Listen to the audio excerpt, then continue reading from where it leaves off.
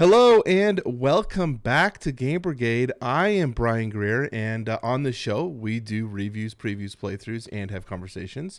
So if that sounds interesting to you, please consider hitting the subscribe button and joining the Game Brigade community. First off, I want to apologize for being gone for a week. I have been working on a new project for the channel. I'll talk about that here shortly. This episode is going to be the Rapid Fire, where we talk about the games that I'm most looking forward to for this final week of May. This past 2 weeks have been fairly slow. I didn't make an episode last week because there was nothing that really, triggered me to want to make a piece of content for that. So I skipped last week. I apologize that you guys didn't see me last week. But I did some stuff in the meantime that I'm pretty excited about. So let's go ahead and get to the stuff.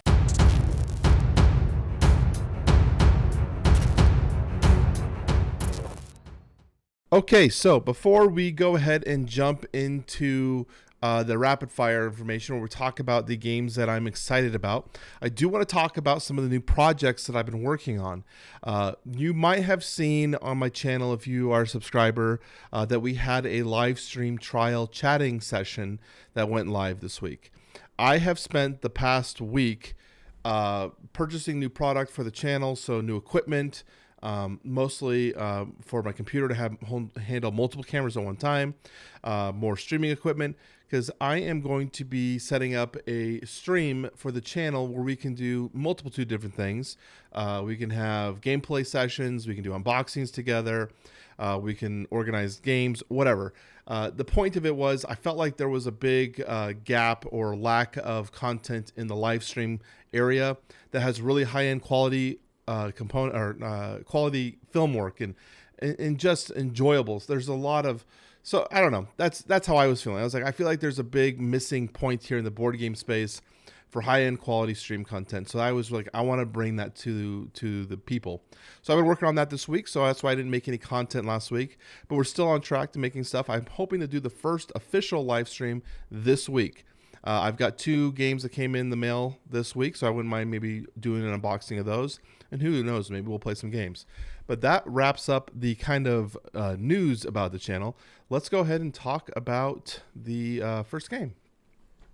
So I want to talk about there's 3 games we're going to be looking at this week. The first one is Isle of Cats, Kittens, and Beasts. Isles of Cats is a game that actually came out 2019, I believe. I can't remember. I feel like it's 2019 based off of what I remember. Polynomial game, tile laying game, a puzzle game. I have never played this game.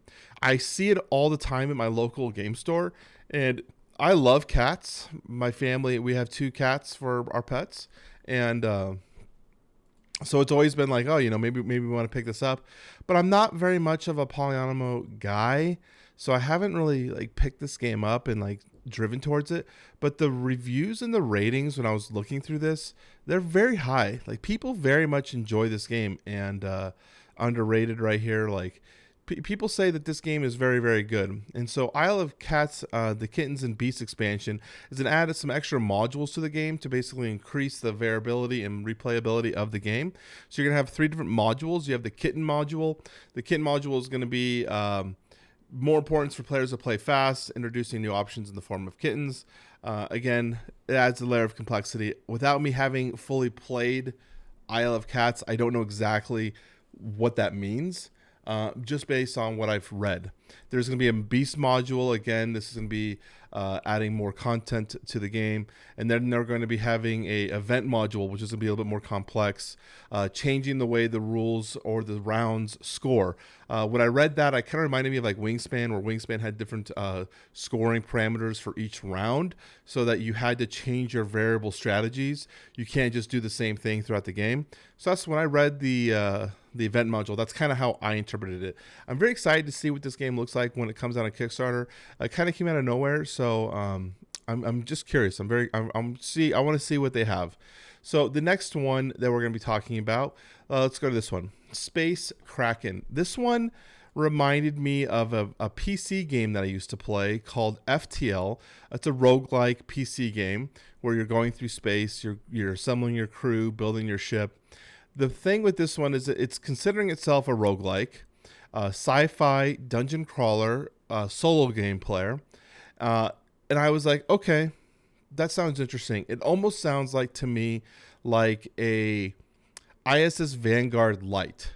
So if you're a person who wanted to experience ISS Vanguard but didn't want to dive into the complexity and the expense that Awaken Realms games kind of have with them, maybe Space Kraken might be it. I obviously don't know much about the campaign until it launches, but what I can see from the early stuff, it looks kind of cool. And in fact, when I watched this guy's video, I'll click the video, but we'll mute it. So when he's going through this booklet here, kind of explaining like the different events that are triggering your spaceship, your crew, I was like, this looks intriguing. Like, I'm very curious what's in this. So I definitely think Space Kraken is worth a checkout if you are a person who likes space themes, sci-fi space themes, RPG games, and you are a solo player. I don't know if necessarily I have more room right now for solo games. I just backed some solo games, and I have a few I need to play already. But depending on the price point, this will definitely interest me. The final game that obviously is what everyone's going to talk about, The Witcher Old World. This one's obviously a big one this week. It's the largest IP. There's a ton of people looking to get on this game. And I'm wondering how the reception will be once the price point gets announced, as well as people start seeing the actual gameplay. The gameplay, from what I'm hearing, is mixed reviews, mixed bags. It's a deck building game where you'll be using your cards to move around, and then you're going to be using those cards as well for combat. And your cards are also reflective of how much health you have.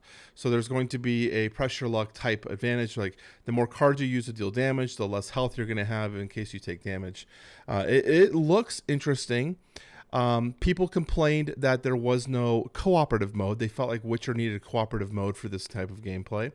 I think that's funny because when I play The Witcher, although Witcher 3 you do start with another Witcher, the Witchers pretty much are solo. Like they're not really cooperative. They do things on their own. They're kind of recluses, right? So I think it's kind of funny that people want cooperative experiences here with The Witcher. But that's my take. So what is my early impression? I have some thoughts. I don't want to necessarily say everything right now because I think a lot of the stuff, one, I need to verify it once the campaign launches and we have more information. But two, I want to also share that when I do my Should You Back episode. But I'm very curious about the content, and this will be answered mostly if we get any kind of expansions. So the way the game played reminded me very much of Outer Rim in terms of the story and card-based narrative experiences.